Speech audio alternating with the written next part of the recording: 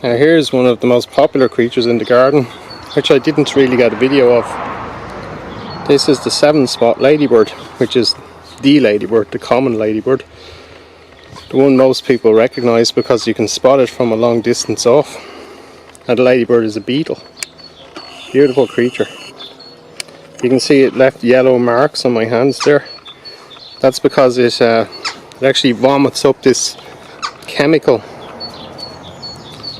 when it gets handled or it feels it's under attack. It's an acidic chemical which burns any creature that gets too close to it.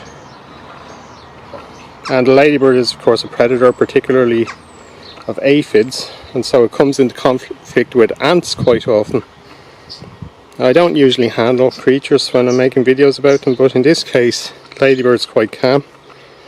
Now ladybirds like this, they fly, and this one's testing. See those bright red wing cases? I mean, it does go to show you that when we find fossils or we find creatures encased in amber, we often don't realise that they were incredibly spectacularly colourful. I mean, a fossil of a ladybird, you would never guess it was like this in real life if you only found it as a fossil. Now this one's going to fly, so I'm holding it here so and you'll see the beautiful wings. It'll fly off. There's lots and lots of flowers everywhere. Ladybirds eat pollen at this time of the year. So let's see.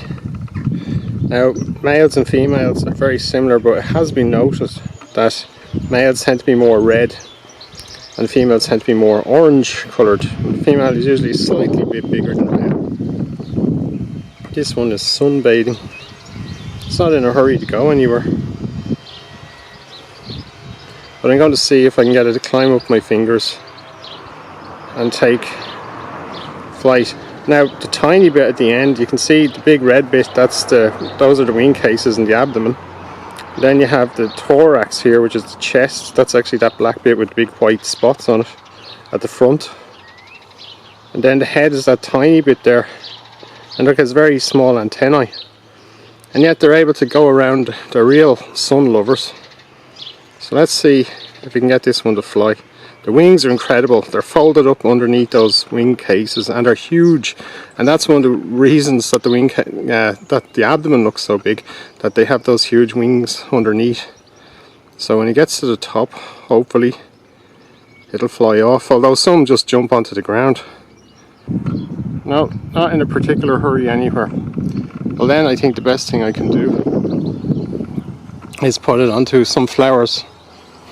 So I'll put it onto these flowers here, the Grisia. Oh, it's not so mad about going onto those flowers either. Then dandelion, surely dandelion. Oh, no, onto the ground, but it doesn't matter. So that's her first seven-spot ladybird this year, and it's over there in that sea of daisies and dandelions and the Grisia. I'm sure we'll see more around. They love pollen, they eat pollen, and then they'll start eating insects.